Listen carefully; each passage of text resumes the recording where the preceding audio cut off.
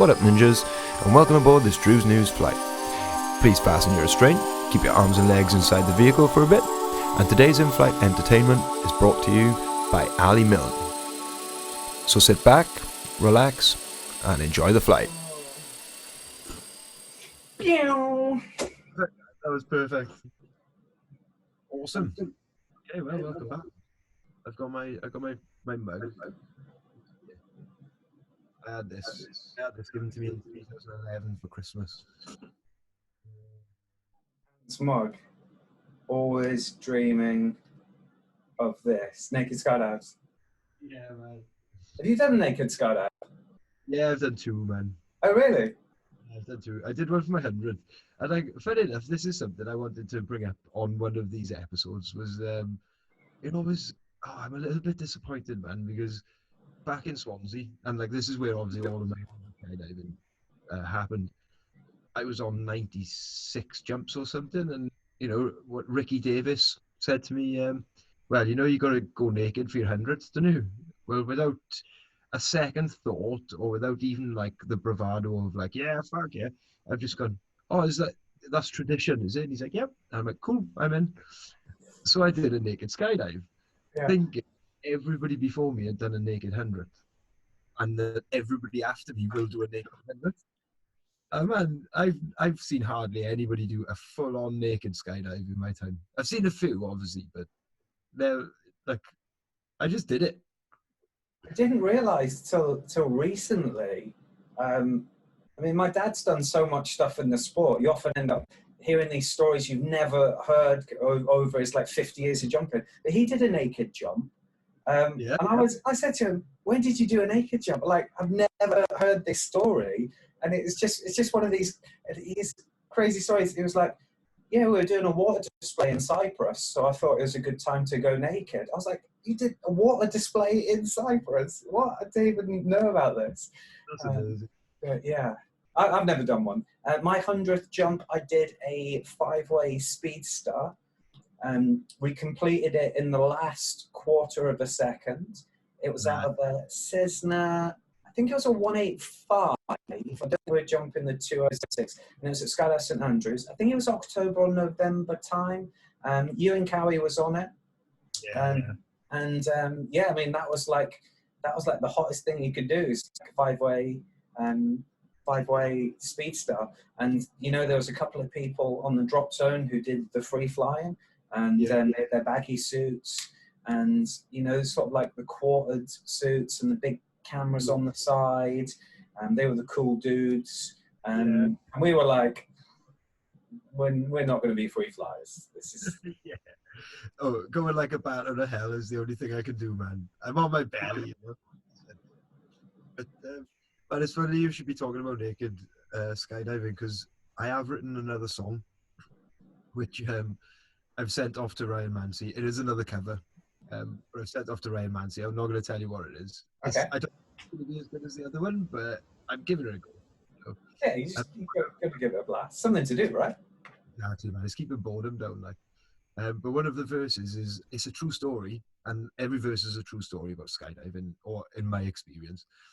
This one time working for Brucey up in Skydive London, obviously in Swindon, an hour and 45 drive from my hometown, there's this weird guy turns up to do a tandem, and it just turns out that he's from my hometown. So Brucey is like, you've got the weird one. You know, you and him, Welsh buddies, you could, and I'm like, yeah, cool, whatever, man. I get all the shit. Like, well, it turns out that this guy was actually pretty crazy. And he had said when he was raising his money that he was going to do the tandem naked to get him more more sponsorship. So as He's paying me enough money for this naked jump, right? And of course, Brucey knew that's what was going to be happening. I didn't have a clue. So I go to harness him up, and he starts undressing. And I'm like, hang about, fella, keep your clothes on. Right? Like, oh, no, you don't understand. And I'm like, no, you don't understand. Like, anyway, we end up doing the skydive. And for me, it was a normal tandem, you know, except it had that added sort of, I have a naked guy sat on my lap, like. And we've landed. And after I've landed, I've disconnected him, and I give him a big hug, or what we call a cwtch. And on the way back into the packet hall, do you know Johnny Mulder? Yeah, yeah. Johnny Mulder, who filmed the skydive, went, mate, you have to see these pictures. And the long story short, because I'm going the long way around this, but the long story short was it turns out that this fella had a full-on stiffy, an erection from being on the edge of the door till after deployment sometime. And all of his freeform pictures are him with an erection. Oh my God, mate. Oh my God. What I'll try and do as well is I'll get hold of Johnny after this and I'll see if he's still got the pictures, because I'll Hey. try and put it over the top. I don't want to see the pictures. I'll put the star. You can put it in for the purpose of, but I don't want to see that shit. Yeah, it was super awkward, man.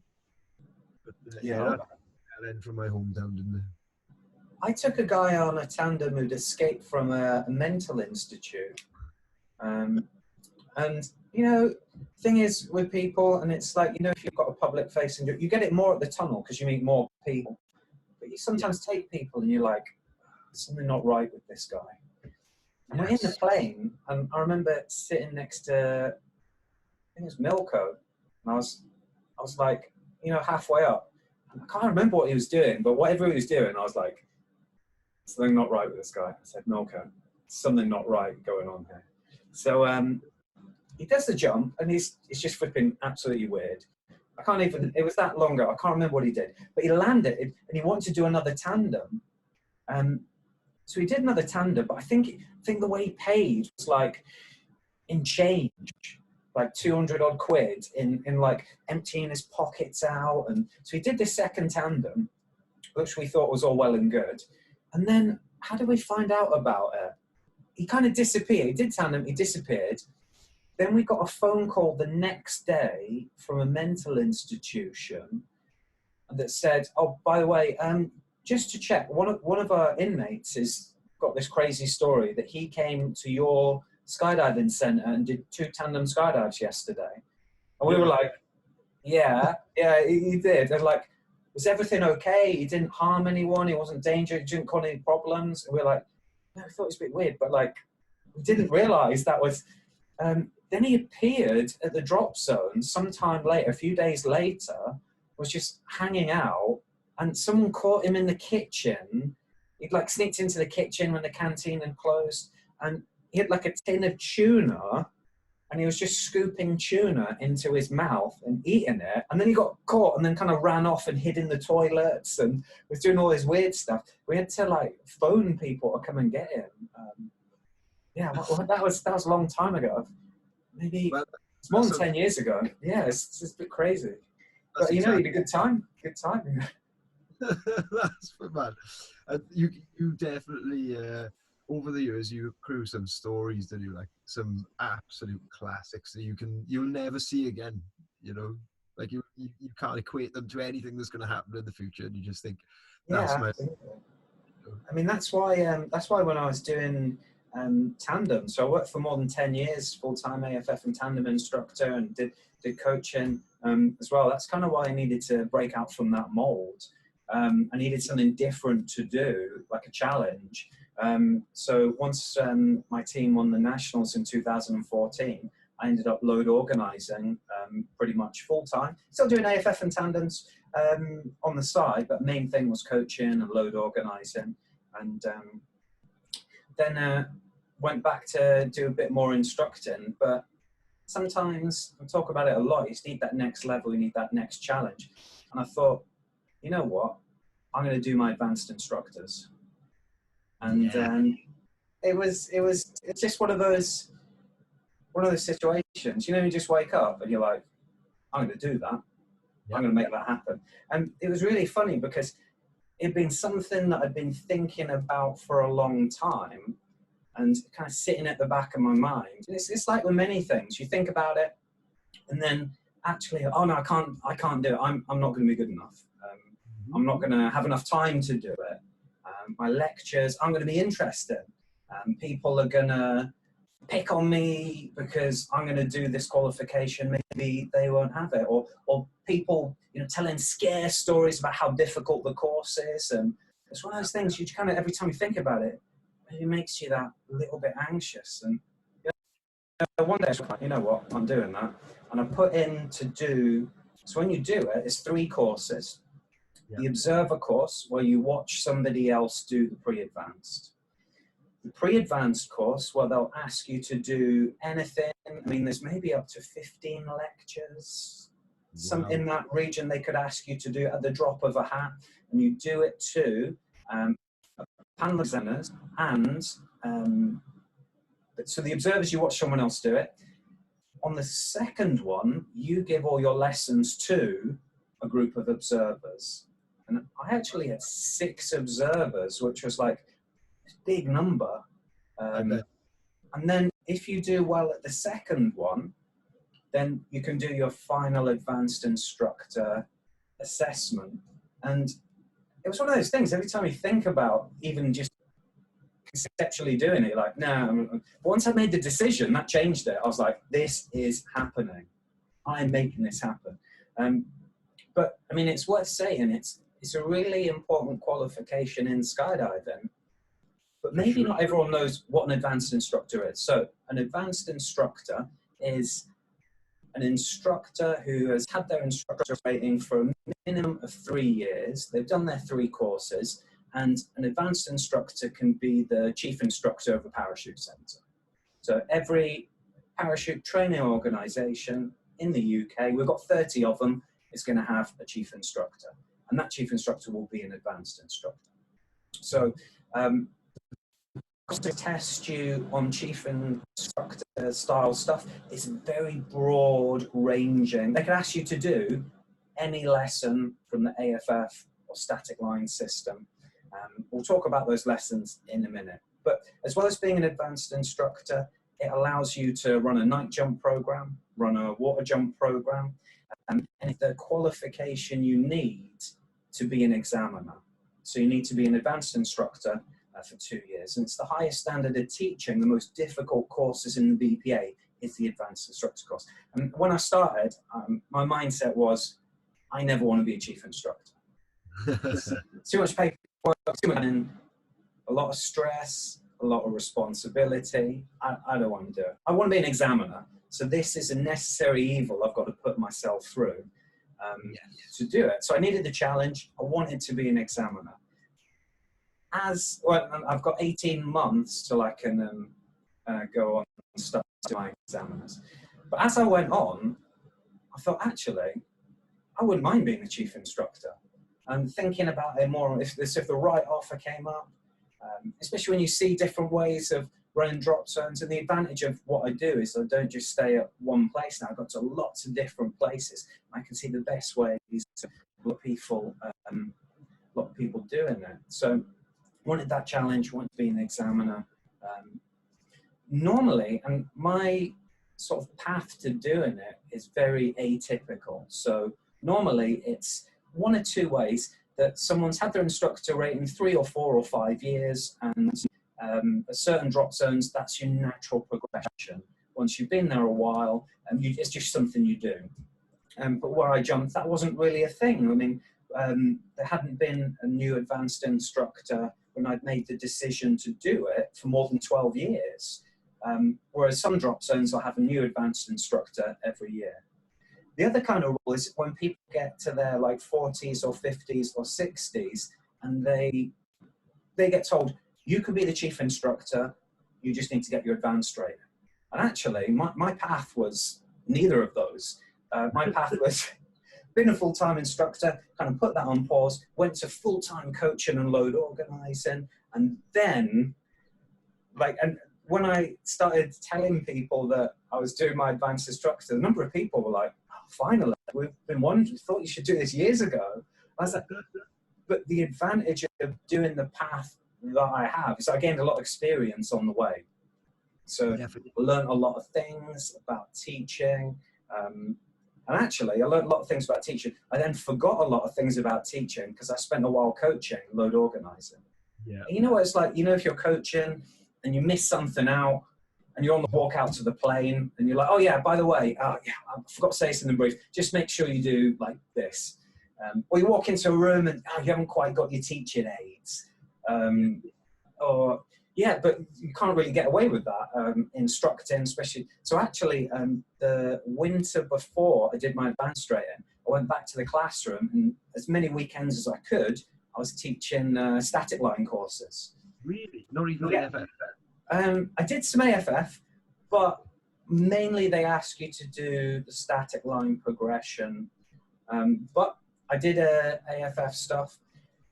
But it's funny, like I hadn't taught a static line course for years, and the night before I was supposed to go back, I was like, oh man, what if I've forgotten how to teach a class of static line students? And it was once you go, it's like anything. Once you get that flow, once you get back into it, it's a bit different. You've got more people in the class to manage. So you can have 12 people, where AFF it's 4 people. So AFF is really like, I kind of see it as 6 to 8 hour long chat with lots of tea, and by the end they'll have practiced and done everything and they're good to go. Whereas you definitely need that more formality for static line teaching. Of course, just yeah, exactly. And it was all good practice. So that was that was me getting back into teaching. So on the courses, the lessons they can get you to teach, you've got the core 4 lessons. So you've got your drop zone, you've got your methods of instruction, training and progression, and your incident procedures. And there's a range of lessons, but these are the core 4 lessons. I always like to give credit where credit's due. And this was something Noel Purcell had actually come up with. And the basic theory is when you're running a parachute training organisation, if you run the operation well, if everyone uses the correct methods of instruction, if you're teaching the right stuff, then it minimises the chance of needing to use your incident procedures. Now, everyone comes into the pre-advanced instructor course, which is the first one where you have some quite challenging lessons. It's probably the more difficult one of the two. Everyone comes in with different experience. And for me personally, I've done more than 10 years of teaching, so I was happy with methods of instruction. I was an AFF and category system instructor, so I was happy with the training and progression.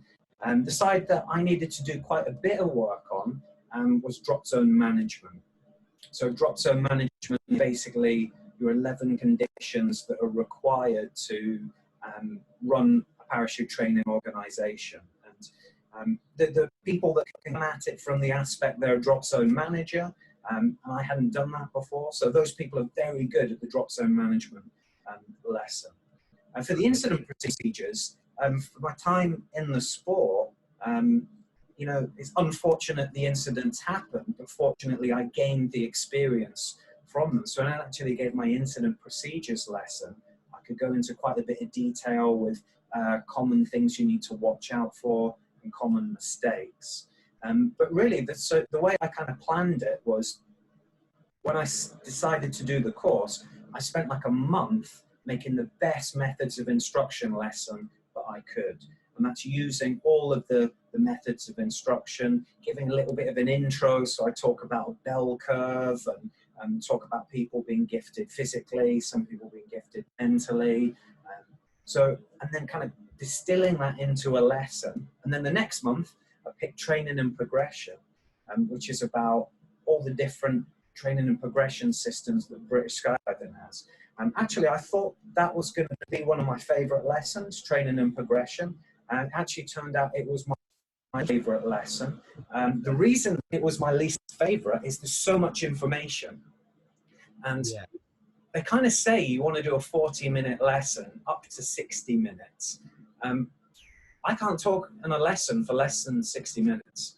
Like, because if you do a 40-minute lesson, people might, what about this? You should have included that. You should have included that. So with the training and progression, I mean, it's one of those lessons where you are dropping fact after rule after regulation, bam, bam, bam, bam, for like 3 or 4 a minute for 60 minutes. And imagine that you give one of them incorrectly. You give a little bit of, so that's something I needed to distill. So you had those 4 lessons.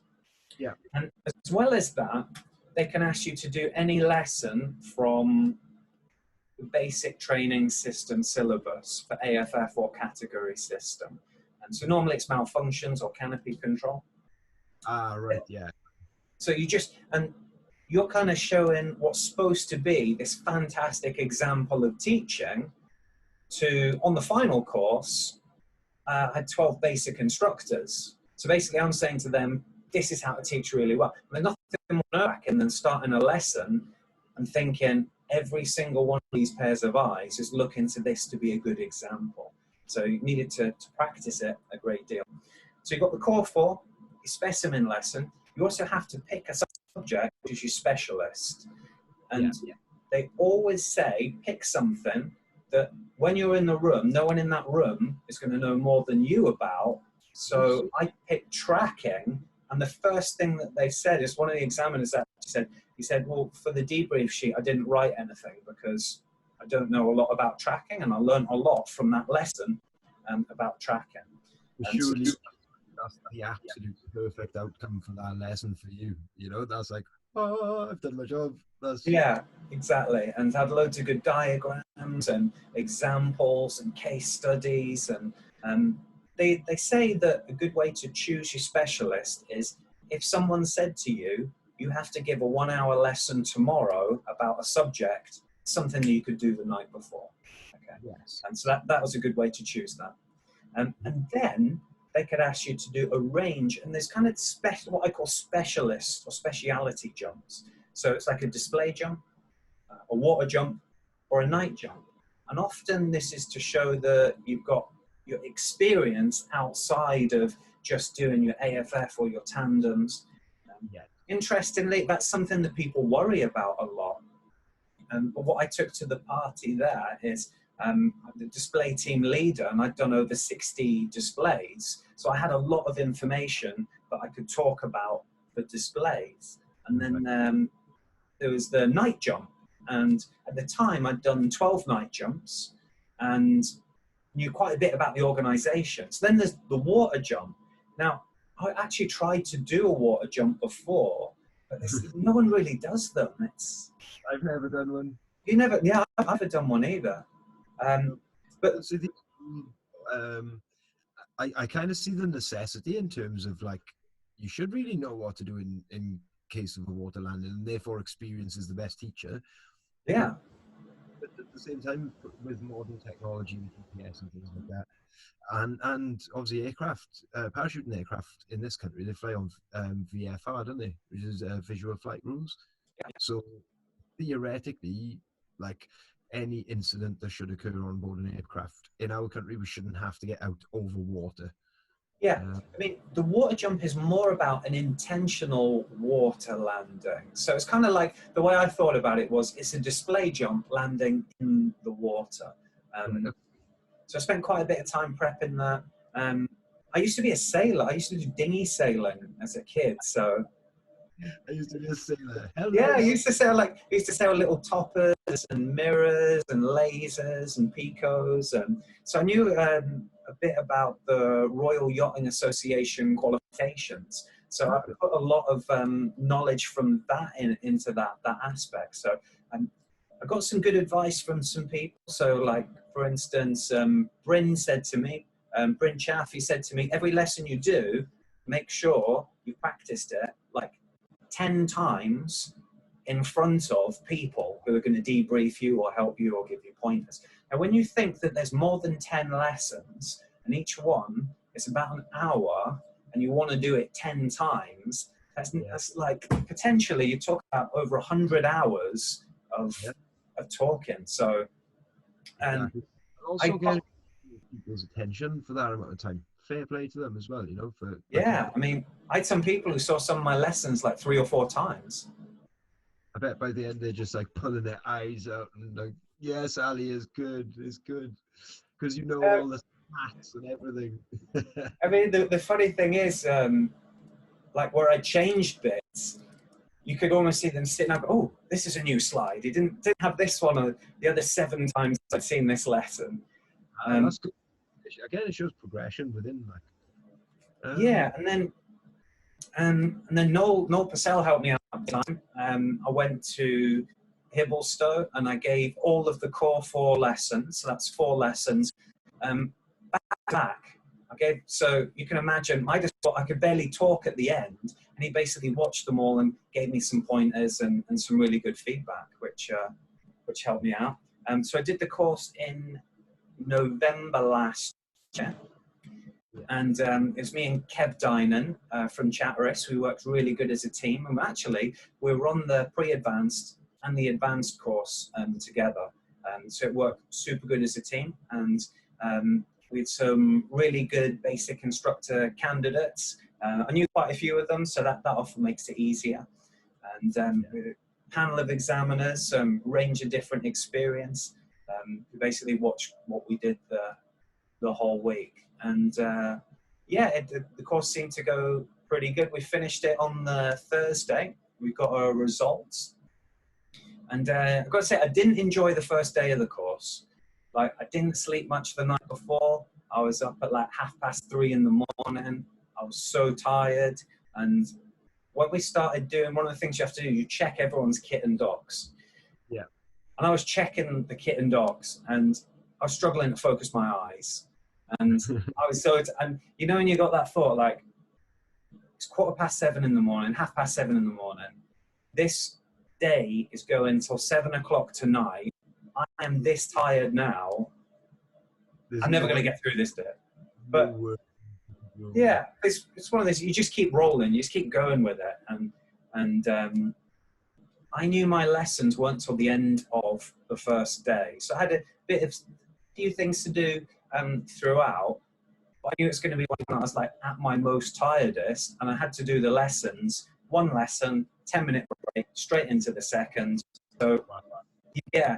But the funny thing was, when I started the first lesson, I did it that many times, literally doing it in my sleep. It just kind of food. I didn't do everything right. I made some mistakes. I kind of read the slide wrong a couple of times, projector cut out once on it.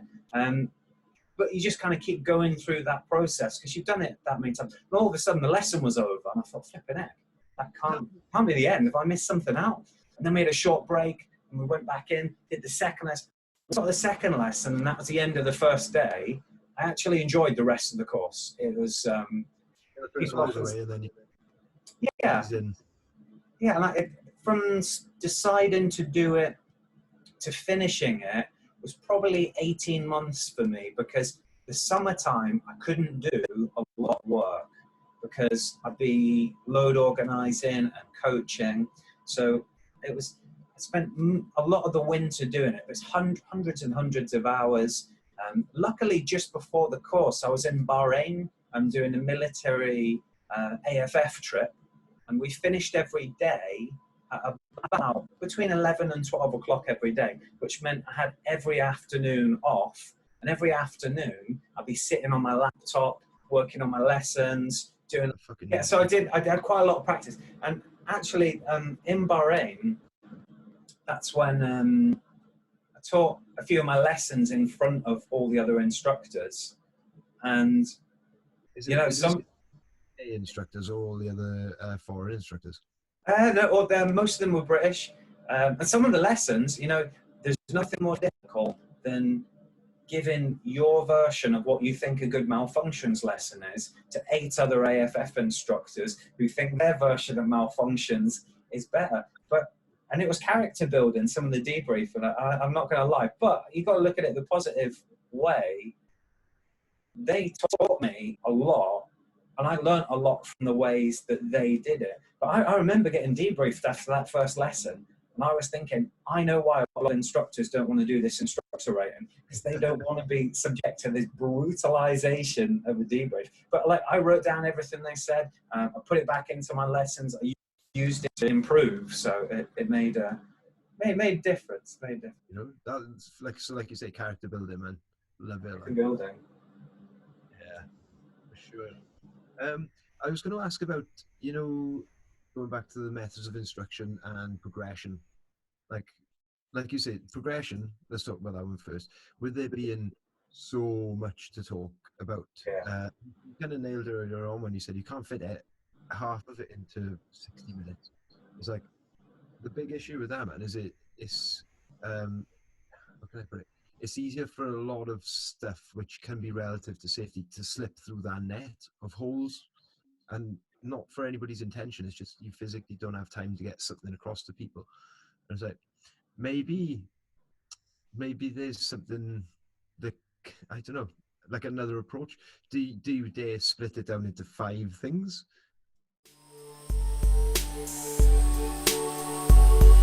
Ladies and gentlemen, this is your captain speaking. We interrupt this program to bring you a quick word from our sponsors.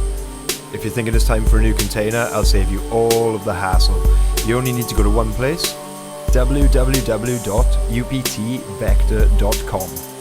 And your brand new V3 comes standard with a deluxe back pad, those super awesome magnetic riser covers, one-piece leg pads, much more. And to be honest, it's the most comfortable harness you'd ever wear. And then, just to make sure we tick all of the boxes, you can take that RSL one step farther and have a skyhook as an option. Essentially, using your main as your reserve pilot chute for the fastest possible extraction of that majestic reserve. Go to www.uptvector.com to find your nearest dealer, or drop me an email where I'm happy to assist. Thanks guys, Cheers News. Ladies and gentlemen, the seatbelt sign has now been turned off. You may stretch your legs. Yeah, that's a good point. So I like that. I struggle to remember these days. Explain, demonstrate, imitate, practice. Yeah. Confirmation by stages. And so if you mean the 8 methods. Yes. Yeah. Yes. So the way I remember it is U is champ. So you've got use of senses, main training, interest, simplicity, confirmation in stages, human factor, the aim, maximum activity, planning and preparation. And I could just, off the top of my head, I can give that list, because that's kind of the things. It's often, and I was definitely, when I was a new instructor, I was like, yes, methods of instruction lesson, we got those 8 methods, yeah, I've learned that, and it's over. But actually, to be a good instructor, you need to be thinking, like sometimes I'll finish a lesson and be like, man, I did not confirm in stages well on that lesson. So for the next lesson, I need to make sure that I up my game to get it back. And it's that self-critique, and I think that keeps it interesting as an instructor. You're always trying to find that challenge or way to do things better. As an example, you know, you're saying about splitting it into different lessons. So I remember speaking to you last week about it. I've actually made an AFF specific version. So the whole training and progression, I normally did it in about 1 hour and 5 minutes, but I've got like straight up 60 minutes just of the AFF section, looking at specifics for AFF, talking through every level, what you need for every level, also giving tips on evaluation jumps, just because I felt there was so much value in doing that rather than having those. So you talk about tandems, you talk about category system progression. We sometimes call it RAPs, but actually, technically, we haven't called it RAPs in British skydiving for years. That's like quite an old-fashioned. It's category system. And then you've got your AFF progression. And yeah, so it's kind of splitting that. And I've made one actually for tandem. So I've got an hour-long brief for new tandem instructors. I haven't got around to doing the category system one yet, but if lockdown continues, there will be plenty of time for that. Yeah, man, it'll be done in French, Italian, and German as well. So, in fact, thinking about, because one of the things about teaching is like, I really enjoy learning. Then I enjoy learning, breaking a subject down so I can understand it, and then teaching it, simplifying it, break it down into those chunks, and then using that information and passing it on to the next generation. So we're talking about incident procedures. I just kind of changed how I've done my incident procedures lesson. The way I did it on my course is like, where there's a critical incident, there's a linear progression of all the steps that you need to do. But actually, if you look at that list, you can break it down into 3 separate threads that can run concurrently to minimize the amount of time that it takes to keep with them. So you've got your medical thread, which is like your priority number 1. You've got your operational thread, because technically the aircraft still could be running. You might need to bring the aircraft down, you might need to open the gates of the drop zone. Then also, you've got your administrative thread. So basically, you need to ensure 999's been called. If it's a critical incident, you need to start recording everything. You need to have a whiteboard with all the information written up there. You need to collect witness statements, have a list of everyone. So you've got those 3 concurrent threads that can all run simultaneously. And you've got your, I kind of call it the incident commander. So you've got your person who's in charge of the incident and ensuring that everyone is getting through their concurrent thread and there's no problems. And that's normally the chief instructor. Probably in the case of a severe incident, they wouldn't be the drop zone controller. You'd give someone else the radio to free yourself up to manage all the different. So I'm just kind of working through a little system with that at the moment. It's kept me busy this morning. In fact, that's what I was doing just before we started here. And it's handy having all this stuff just because you never know when you might need it. And it's always looking for better ways to look at something and to teach it. Exactly. Well, it's good, man, because it gives me like this is something we were talking about either earlier or last week about having scope for learning and staying interested. And back in the day, well, up until Redlands closed, I used to occasionally run DZ control as well. You know, like I was capable and I had my my radio license and all the rest of it. You know, and constantly. Being tested as well by chief instructors, you know, if you know what you're doing is right and all the rest of it. And like the good old one was, okay, what's the contents of the death box? You know, where's the death box? And what would you do if? What would you do if? And then suddenly one day realizing that I didn't really bloody know the answers, so I kind of took it upon myself to stop doing DZ control, and I haven't done DZ control because I feel like I need some sort or some more, you know, training and sort of what's the word, mentoring in it, because it's practice, and every drop zone will be different as well. It's because it's a complex task. It's not as easy as looking in the sky for parachutes and being able to count without using your fingers. It is quite a challenging job, man, isn't it? DZ control. There's a lot to it, and like when I started the whole sort of path in Advanced Instructor, I'm going to tell you straight up, that was one area that I was weak on. I needed to practice doing drop zone control because, you know, I worked in an environment where it was like, do you do AFF and tandems and get paid, or are you going to sit on drop zone control and have a really stressful time? So then I had to make the call to sit there for some weeks and just get back in there. And my course was at Hibblestone, my home drop zone being Langer, and it's 2 very different systems for drop zone control. So I had to relearn another one. And what I made sure I did, and so anyone who's going to do their pre-advanced, go to the drop zone and practice drop zone control. So for instance, I've jumped at HIB for years, but I didn't know how to do their drop zone control because whenever I was there, I'd be trying to get 10 jumps a day, jumping with the guys, doing free fly stuff and coaching. And I never really did much instructing there or tandems. I was just there for free fly. So I didn't really, I had to learn everything. In fact, the day before the pre-advanced course, they were short of AFF instructors. And I was hoping to get a full day on drop zone control, but I ended up doing 3 AFF jumps. I was like, do you really need me? Can I not do drop zone? There's not many times in skydiving. You're like, I don't want to skydive. I want to sit on the tower and practice. Yeah, and a lot of people helped me out there with that. So Baldrick was fantastic, and Ben as well. They were really and much better drop zone controllers than I am now. And I've got to say, since passing the course, I haven't really done much drop zone control. I've done it a couple of times, sort of been there, and someone's passed me the radio, but it's not something that I do a lot. But because instructing is such a wide-ranging subject, there may be people who are excellent at drop zone control, but don't get so much time in the classroom. So you just got to be aware of where your strengths and where your weaknesses are. Of course it is, but for me, part of being a good AFF instructor or a category system instructor is I guess it's an analogy, and it's a book called Zen and the Art of Motorcycle Maintenance. And it's two friends.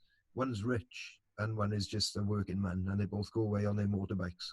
And every time the rich man's motorbike breaks, he just pays the local garage because he's rich and he doesn't have a clue how his motorbike works. He just pays and it gets repaired. But every time the working man's motorbike breaks, he fixes it on the side of the road because he's got such a passion for the machine that he understands every nut, bolt, screw, washer, lever, switch. He understands how it works. So he's capable of fixing his own machine. And it's like, for me, I think that's the side, or that's the kind of quality that you want in your good instructors. There is a skydiving version of that, and I see it more and more in the sport. Now, your progression into the sport is broadly similar to mine. You started kind of working in the sport quite early on as a packer. You worked your way up. You started doing video.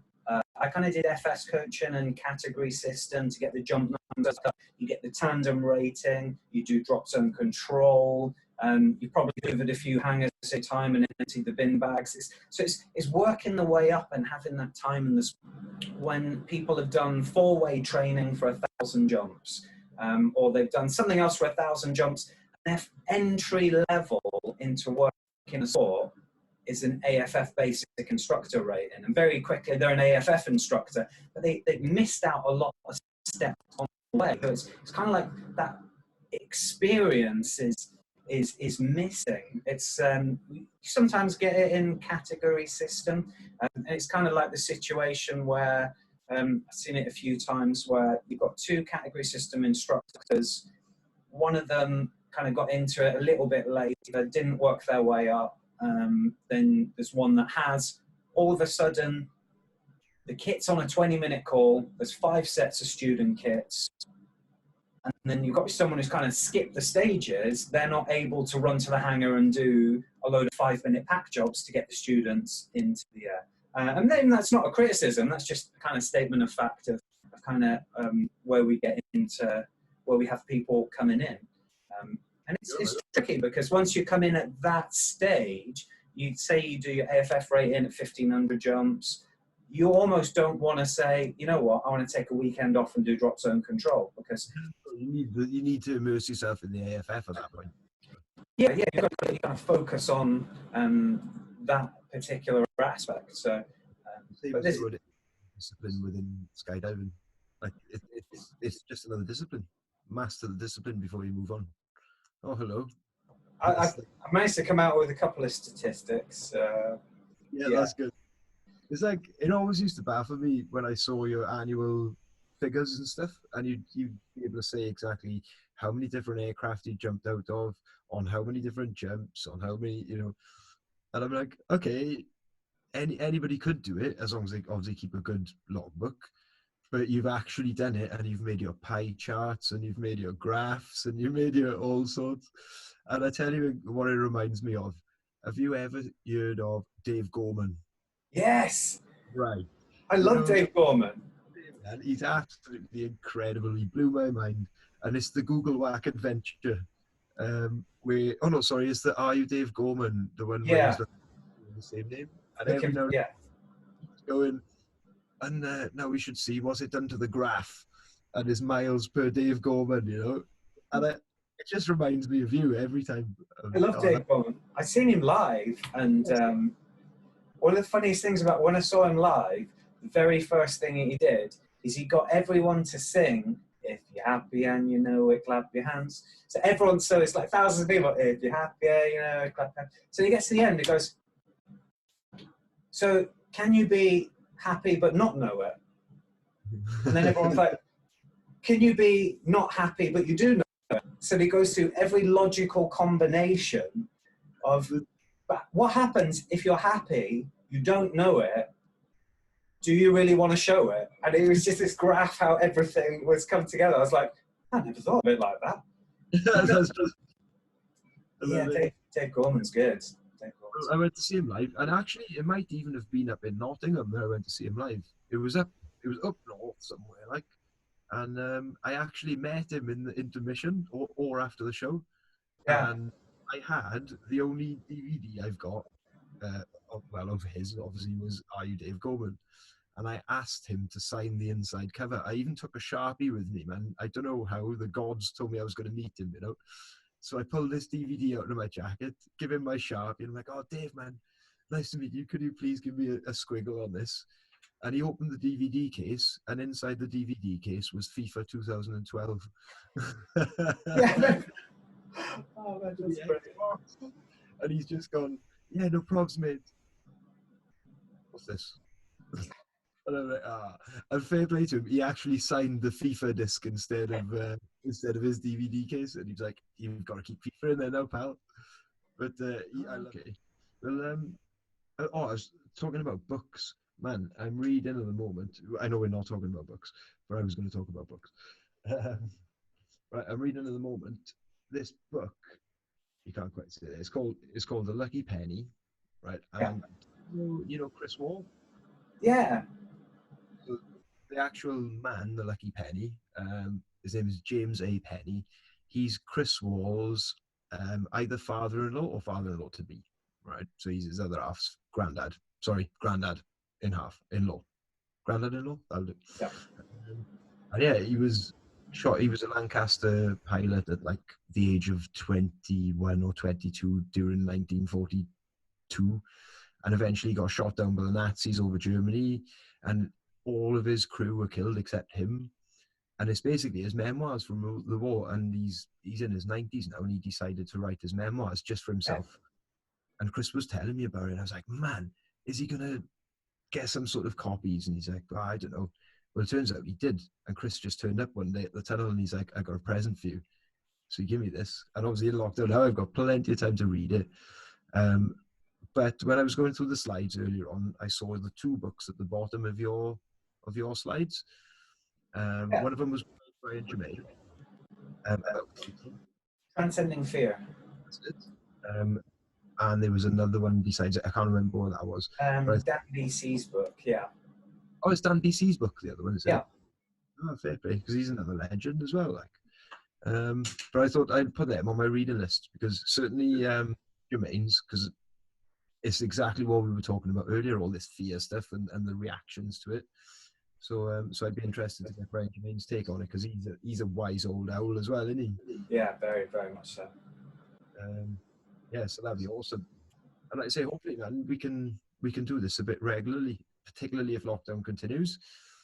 So you know, QI has got like Alan Davis. I could be your Alan Davis. Oh, please be my Alan Davis, man. That would be amazing. Exactly, I love it. And yeah, you're very much like me. You can chat the glass eye to sleep, can't you? Yeah, man, so much.